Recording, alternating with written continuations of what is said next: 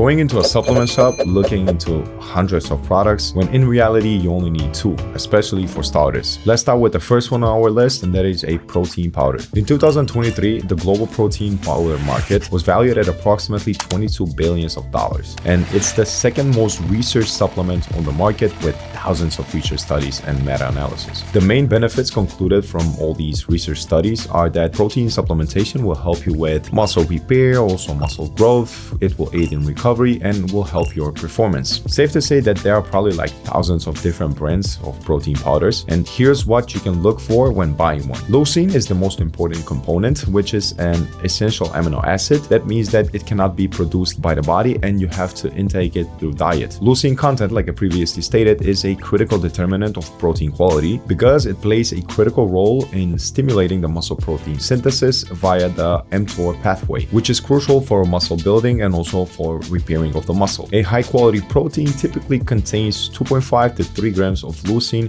per serving. We have more than 15 forms of protein powder available. Out of all these, we should consider the amount of leucine it has, the price, and of course the digestibility. As far as the leucine content goes, whey protein has the most leucine content from all these other forms. In whey proteins, we typically have 2.7 to 3 grams of leucine per serving. For vegans, soy protein or blended blend has approximately 2.2 to 2.5 grams of leucine per serving. If you have a sensitive stomach or you feel like the whey proteins are not good for your stomach, you can't digest them, maybe you're lactose intolerant, what you can do is invest some more money maybe into hydrolyzed protein, but that will cost you probably double the whey protein, the regular ones. Or you can also try the plant-based proteins, which might be good also for your stomach. Is protein supplementation safe to take? From all these studies that I mentioned, thousands of studies, there were no side effects in healthy population. But if you have had any previous issues with your kidney or liver, maybe with high dosages, so high dosages, not a normal dosage, you may have some issues. But that will depend on the total daily protein consumption that you have. Is protein supplementation safe for children? While it can be safe for children under certain conditions, several important considerations should be taken into account. One is that most of the children contain adequate protein from their diet, and plus they're still children, so they are pretty small. They don't need too many calories in the day. Introducing extra protein from supplements can be unnecessary and can lead to excessive protein intake. And overconsumption of protein can strain the kidneys and the livers, which can lead to dehydration. Children's developing organs are particularly susceptible to these effects. It really depends also on the children.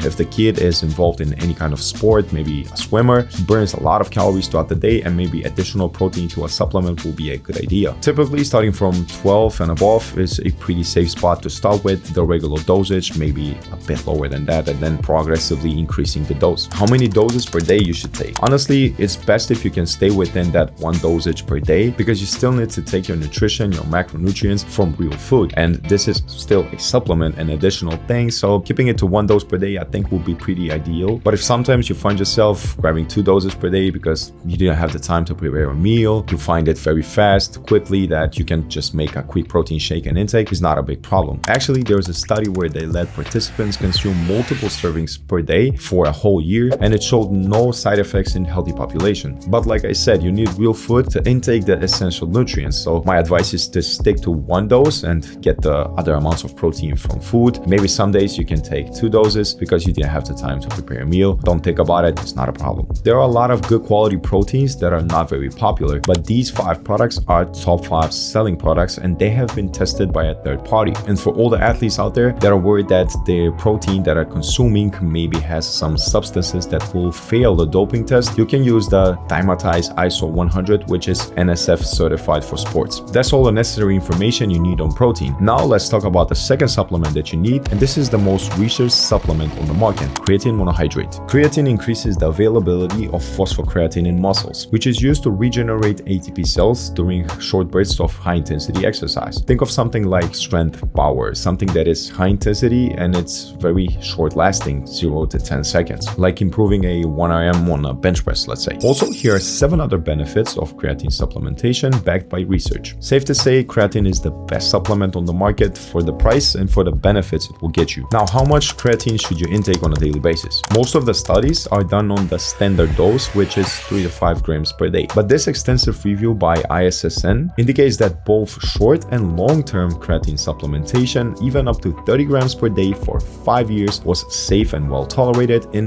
healthy population, ranging from infants to the elderly. Long-term creatine use does not adversely affect clinical markers of health, such as kidney function, liver function, blood lipids, and also muscle enzymes. There is no research indicating that you should pause your creatine supplementation. Studies show that creatine can be taken for extended periods of time, like the previous research where we stated that participants used creatine for more than 5 years and it showed no side effects in their health markers. Creatine works by saturating your muscles over time. To maintain these elevated levels, you need to consume it on a daily basis for a longer period of time. An often asked question is, how much water should I consume when I'm using creatine supplementation? Creatine pulls water into your muscles, which increases their hydration levels and also contributes to muscle volumization. This effect can shift water from other parts of your body, which potentially can cause some dehydration, and that's why you have to intake excess amount of water. It also really depends on the person and their activity level, but think of like a minimum of 3 liters per day should be good. If you have a clear or light yellow urine, that's a good indicator of adequate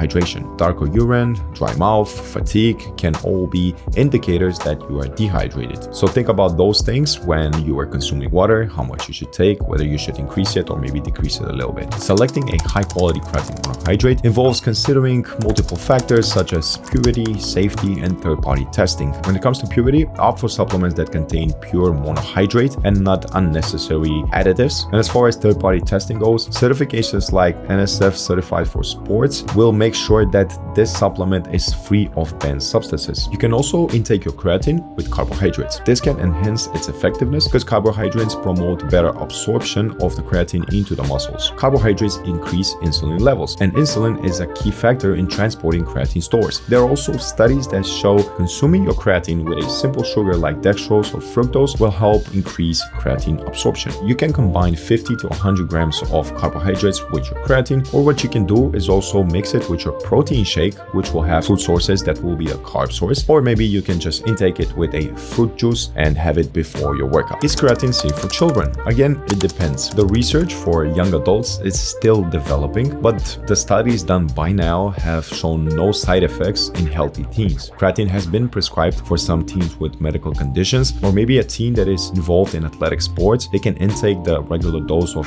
3 to 5 grams per day. For example, this study published in Pediatrics found no harmful effects in adolescent athletes intaking creatine. Last but not least, should you intake creatine if you're trying to lose weight? Absolutely, especially because there is a big chance that when you're losing weight that you will lose your muscle, and that is what we train for, right? In order to save this muscle because you're on a caloric deficit, you need to intake creatine. With that, also because we are in that caloric deficit, we might not have the energy to do some high intensity stuff to keep up our strength levels, and we learned previously that creatine will help you with these high intensity efforts so that you can maintain your lifts. So it's a definite yes. So that is the main information you need on protein and creatine supplementation. This is a very broad topic. Thousands of research have been done on creatine and protein, and I will link all the studies that I referenced into the description so that you can maybe read by yourself and ensure yourself that this is a safe supplement to intake. Other than that, if you have any additional questions, just comment down below and we'll make sure to answer all of those. And make sure you subscribe to our channel to show your support, and let's grow together. See you in the next video.